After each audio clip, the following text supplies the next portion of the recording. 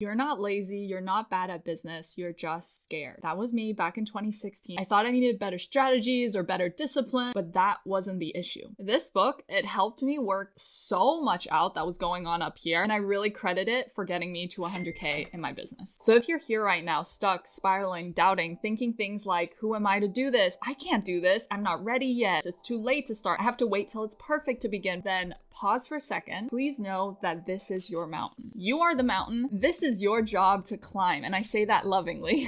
You are the obstacle, because everything you want, the life of your dreams, freedom, peace, money, the people that you are looking for desperately, they are on the other side of this mountain, and it is your job to make it over there. It is your job to climb the mountain. Nobody else can climb this mountain for you. So the first lesson is you are the mountain. So Brianna says, your mountain is the block between you and the life you want to live. Facing it is the only path to your freedom and becoming. And I think truly it's why I was stuck for so long, was because I did not want to climb the mountain. I was like, that mountain is intimidating, it's scary, I'm not a hiker, I hate hiking. So that's what the point of this book is, that's what the point of this video is. I want to help you climb the mountain in slow, safe, gentle, kind ways so that you can actually make it across and get to everything you want to get to. So if you deeply believe things like a 50K a year salary is the most you'll ever be capable of earning, or you could never build a business, that was me.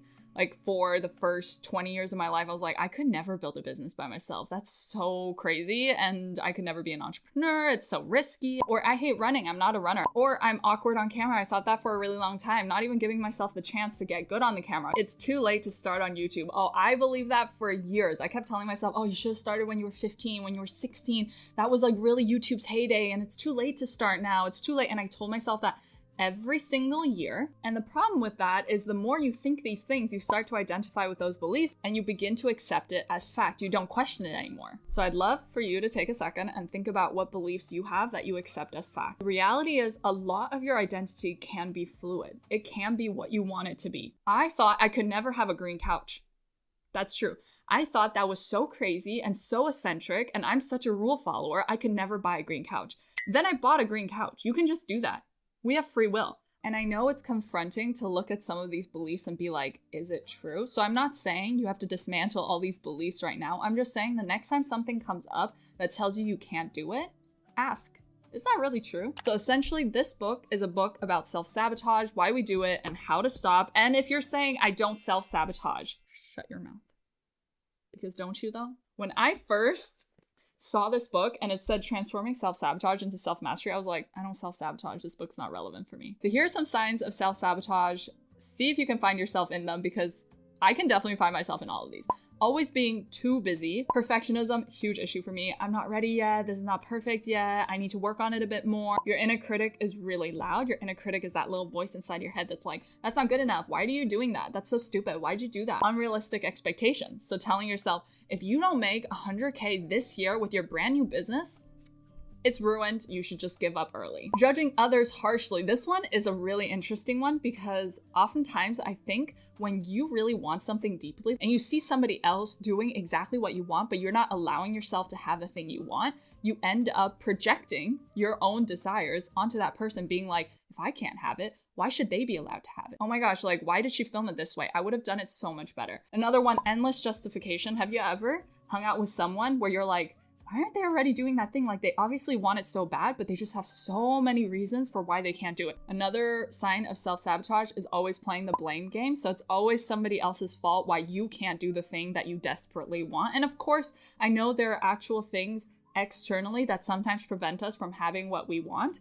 So there is a line there. I totally understand, and I recognize that privilege is a thing. I recognize my own privilege as well. But I will say gently that there is more often more in our control than we think there is. Another one, deep resistance to what you want, which I have experienced a lot. Like when somebody brought up the topic of YouTube or business, I was always like, oh, like there was like a recoil from my body being like, I could never, oh my gosh, that's so wild that I couldn't do that. That would be like deep resistance. Like my body was pushing against this thing. And actually in another book, The War of Art, the author actually says, if you feel that deep resistance to something, that often doesn't mean you deeply don't want it, because if you deeply don't want something, you will have no reaction to it. You'll just be like, that's not really for me. But if you have this like deep recoil resistance, it might be a sign that there's something there to examine that could potentially be interesting for you. So self-sabotage is essentially a coping mechanism. It's how we numb ourselves to what we really want and give ourselves a little bit of a temporary relief from recognizing the underlying thing. Another sign of self-sabotage, shiny object syndrome. So the people who jump from new thing to new thing, all of it without finishing any of those things to completion. So if you're doing any of these things, don't worry. I did as well. All of these things I have done. And it's just so funny that at some point in time, I thought I don't self-sabotage. Girl, you do.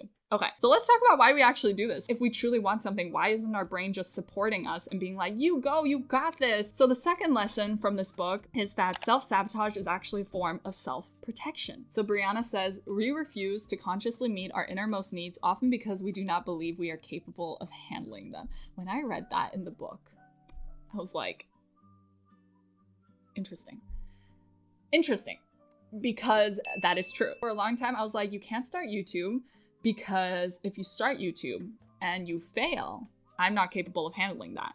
If I succeed and lots of people are watching me, I also can't handle that. I can't handle either scenarios. Both scenarios are scary. So self-sabotage isn't really you trying to destroy yourself or your brain trying to destroy you secretly for some whatever reason. It's actually a survival mechanism to keep you safe so your survival needs are met. And of course, in modern day society, when I talk about survival, I'm not talking about like hunter-gatherer, a lion is chasing me, I might not make it till dinner survival. I'm talking really about the survival of our ego, right? That's what we're always trying to protect. So for example, if you are afraid of being seen, which I am as well, then your brain is going to do everything it can to prevent you from sitting down and filming a YouTube video, filming a TikTok video, filming an Instagram reel, and posting that because it wants to protect you. A lot of people have a lot of opinions and they might type them in the comments, and that threatens your need for acceptance from other people and belonging in the tribe. So this is essentially how our mountain forms. Just like how mountains are formed by like two pieces of earth pushing, our internal mountain is kind of formed by two coexisting needs. So the top need is the conscious need. That's the thing that you think you want, right? So that might be things like, I want to move to my dream city, I want to travel the world, I want to start a business, I want to build a YouTube channel. That's the conscious need.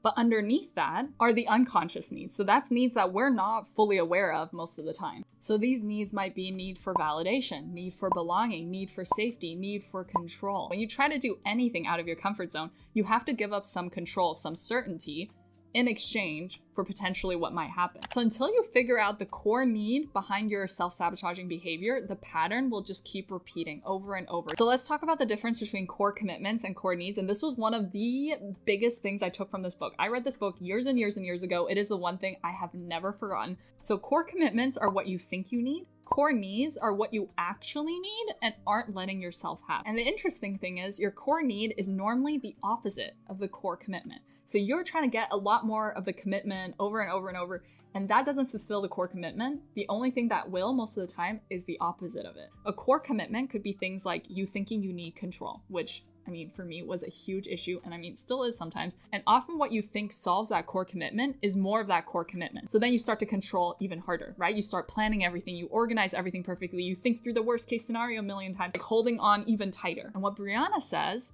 is actually the only way to fulfill your core commitment is by giving yourself the core need. The core need, if you desperately want control, is to trust in yourself and others. And that blew my mind.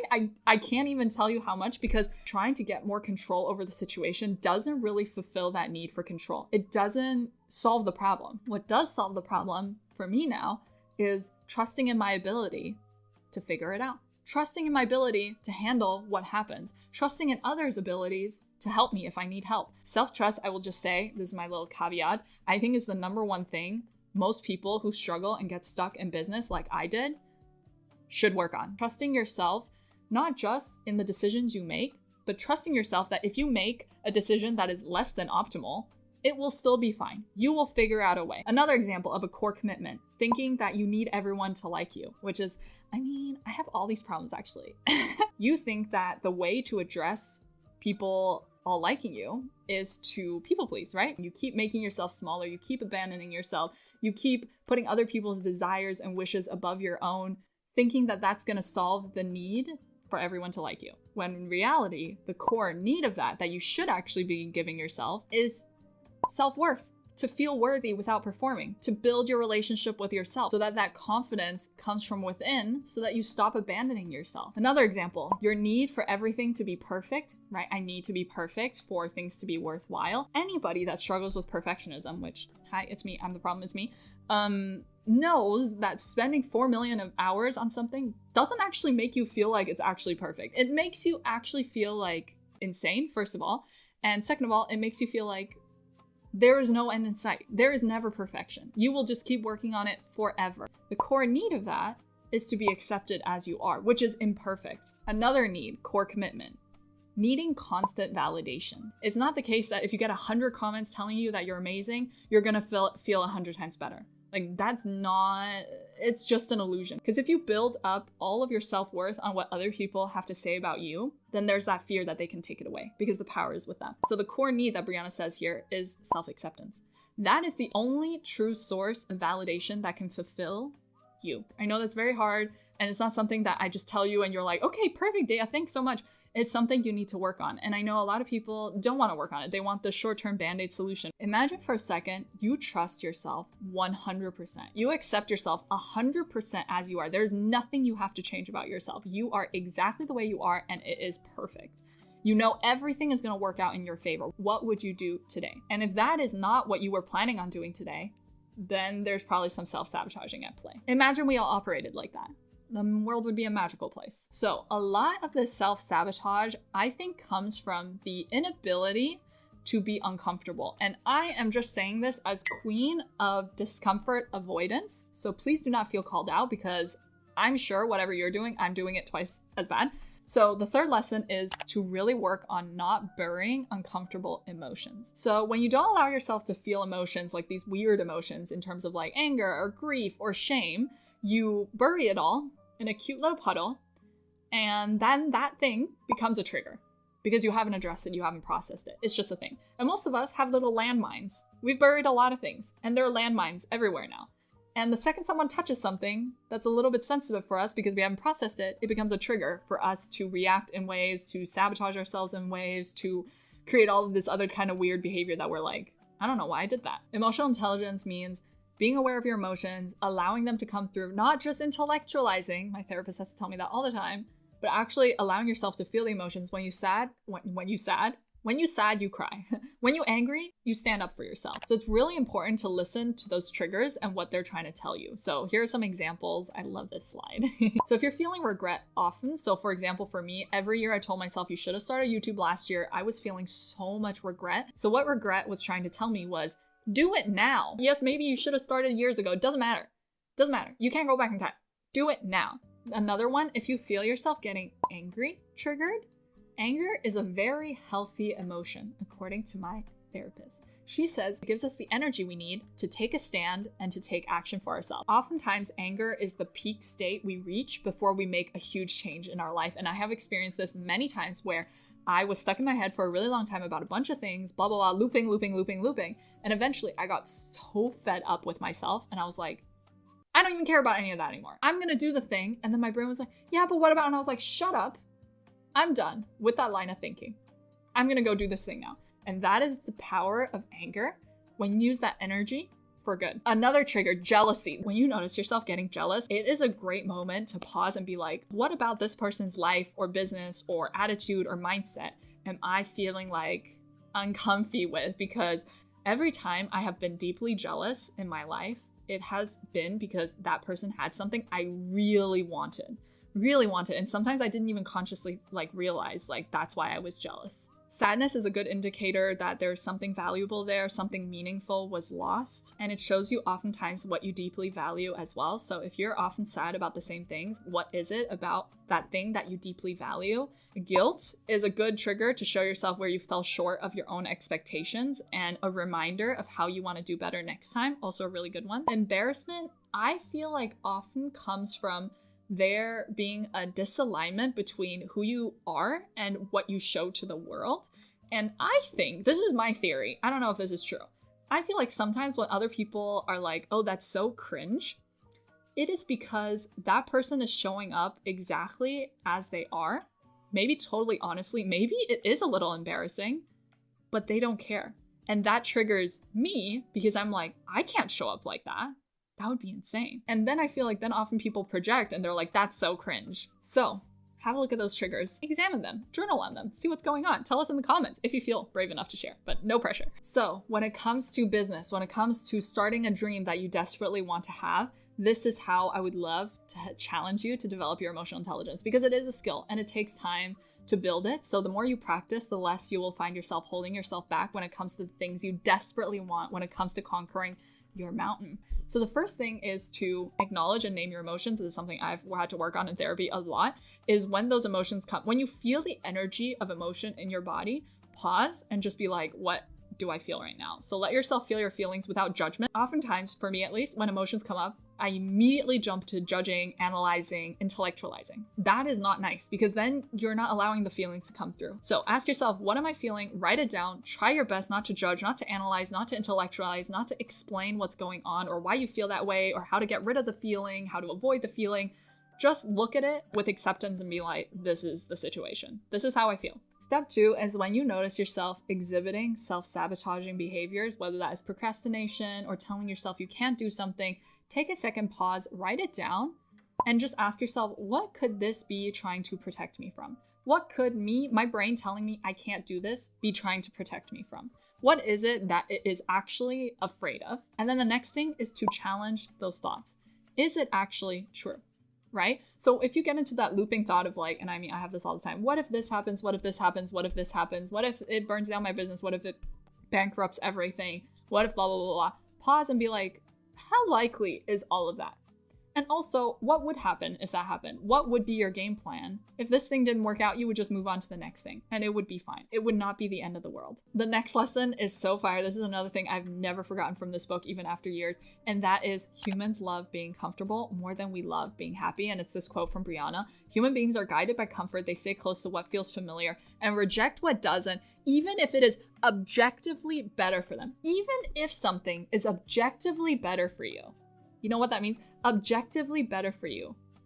You might still resist it because it's uncomfortable. And there's this other quote that I love from the book: self-sabotage is the product of familiarity. Anything that is foreign, even if good, will be uncomfortable at first. And often the insidious thing that can happen is we say we want something, we want change, we want to start a business, but unconsciously we fear change so much and the uncertainty so much that we sabotage our efforts to prevent the change from happening. And that is really tricky, and it's really unfair to yourself.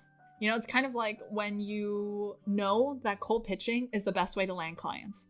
And then you make up all these things about why you can't cold pitch today, why you should work more on your portfolio, why you should work more on your website actually, why you should work more on doing free work for people, why you should try to get more testimonials. All of that is self-sabotage because your brain is so terrified of you pitching and getting out there, maybe getting rejected, which everybody does, or maybe even landing the clients. Comfort is tricky because it can keep you in a job you hate, working with clients who drain you, but you know them well, so they're comfortable, so maybe it's scary to let them go. In a relationship that you know is not good for you, and toxic friendships, friends who undermine you, but you've been friends for so long, so it's kind of comfortable. Avoiding new experiences. The longer we indulge in things that are not right for us in the name of being comfortable, the larger your mountain gets. Your mountain is going to keep growing and keep growing and keep growing, because the truth is, you want what you want. So discomfort. Let's talk about discomfort. Everything in nature we know is imperfect, right? Change and growth is possible only because things are imperfect. Volcanoes need eruptions, stars need collapse. Humans also need to be faced, often with no other choice, before we make a change. So discomfort is a signal that you've stopped growing, and maybe it's time to develop yourself, to learn something new, to learn a new mental skill, to develop your emotional intelligence. So it's our job to stop and listen to those signals. Something from therapy, fun fact, is I told my therapist at some point, like, yeah, but isn't it just easier to avoid discomfort? Then nothing will be uncomfortable. And she said, Dea, isn't it better to become so comfortable with discomfort that nothing is uncomfortable anymore? And I was like, I hate this. I'm not saying you need to go bungee jumping and saying we're going to slowly take action and increase our comfort zone. And discomfort is also often a catalyst to help us get fed up with the life that was never meant for us and to give us the energy to make a change. So the next lesson is there's no big cinematic breakthrough moment coming. So Brianna says, if you're stuck in life, it's probably because you're waiting for the big bang, the breakthrough moment in which all your fears dissolve and you're overcome with clarity. The work that needs to happen happens effortlessly. That moment will never come. That is really heartbreaking to hear, but there's also something magical in that. That means you don't have to wait for some moment anymore. You can begin now. And know that if you don't make changes, life will probably eventually force you to change. What's comfortable now will become less and less comfortable until it's unbearable to stay where you are. And that's just sometimes what we need, I feel like. So most people don't actually take action until they hit rock bottom. When changing becomes the least comfortable option, when you reach that point of like, I never want to feel like this again, and you fully crash out, sometimes that is when you actually do end up changing your life, and that is a good day. So Brianna says, love this quote, people who are meant for you are going to meet you on the other side of your mountain. You're going to build a new comfort zone around the things that actually move you forward. Instead of being liked, you're going to be loved. Instead of being understood, you're going to be seen. All you're going to lose is what was built for a person you no longer are. And that is so magical. So I have two options for you to make change. Both work. I have used both extensively, both work. The first option is to get fed up. Like I was saying, anger is a really powerful energy source to take action and to override a lot of fearful thoughts, for me at least. The second option is kind of the opposite, which also works for me sometimes. So pick whichever one feels right for you. And that is to be my most compassionate, most accepting self to my inner child. Hold your own hand. Do it. I'm watching you. Do it. Do it right now. I know it's dorky. It doesn't matter. Do it. And give yourself the kindness and grace and compassion that you give to other people. When your friends come to you and say, I'm thinking about starting a YouTube channel, what do you say to them? No way you say, oh, you couldn't do that. You're too old to do that. Or it's not the right time. Or you should wait. Or you're going to be really bad at it. You would never in a million years say that to a good friend. Now, if you're saying things like, but Dea, this is my reality. I literally don't have the skills to make $50 an hour. I'm not good on camera. I couldn't do it. I am too old. I am too young. Listen to me. Your limiting belief is not the objective truth. And I know if you've repeated it to yourself over and over and over a million times, you think it's the truth. You're like, no, but Dea, I literally can't. It is a belief. It is not objective truth that you can't do something. For example, for me, I had a belief to start a YouTube channel, I had to be born with the skill of being good on camera. I'm just not good on camera. I'm so awkward on camera. But the reality of the situation is it takes time to get good on camera. It takes time. It's a skill you practice. I'm just saying that. That is so mean. To not even let yourself practice getting good at a skill. Just being like, I can't do it. Just because you weren't born with something doesn't mean you can't give yourself the time to get good at something. You can build $50 an hour skills. You can get good on camera. You can learn how to build a business. You can Google, you can figure it out. We have AI now. Use those things to your advantage. The most amazing, wonderful, cool thing I feel like about humans is that we are capable of almost anything. Anything in this life. So prove it to yourself that you can. Confidence comes from making promises to yourself and then keeping them and showing yourself that you have your own back. I don't want anybody thinking that changing your life looks like this. Expecting you're going to finish a huge task in one go, telling yourself, I'm going to build my entire website brand portfolio this week, because that is, again, setting unrealistic goals, unrealistic expectations to accomplish something that should realistically be broken down into small, tiny steps instead. Or starting with your ideal perfect start instead of slowly building momentum and giving yourself the patience and grace to build that momentum over time. Or assuming you're going to feel motivated every day. That is not what changing your life looks like. Changing your life looks like respecting your current commitments, whatever that is. If you have a 9-to-5, if you have kids, respecting those commitments while still making time for your goals, right? Holding your own hand, filling your days with new habits, goals, and people so that it slowly becomes your new normal, not drastically changing your life because that shocks your nervous system and that's too much at once. And then your body rebels. It's like, no, I can't. We're giving it all up. That's not what I want. I want you to take small steps, slowly adjusting to a new life by breaking up big goals into tiny actions. I love tiny actions. I have used tiny actions to do literally everything big in my life. Starting a business, my tiny action was 15 minutes a day. I'm going to work on my business. So my question to you is, what's the first tiny action you're going to take? Are you going to spend 15 minutes working on your dream business, just dreaming about it? Letting yourself take a break and rest. Maybe that's what you need right now. Writing a rough draft for a cold pitch to a business owner, adding one healthy thing to a meal, wearing that thing that you've always wanted to wear.